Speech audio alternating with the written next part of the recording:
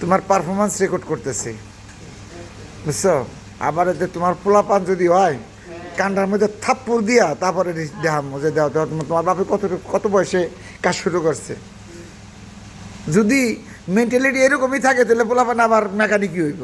কিন্তু মেকানিক হওয়ার জন্য তো তোমারে আমি ইয়ে চাইতেছি না, বুঝছো?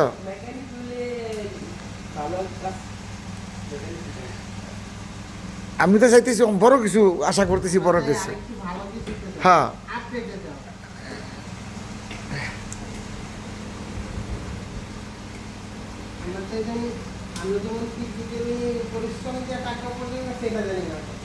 ব্রেন দিয়ে টাকা কামাইবা, ইনভেস্ট করবা, টাকা কামাইবা।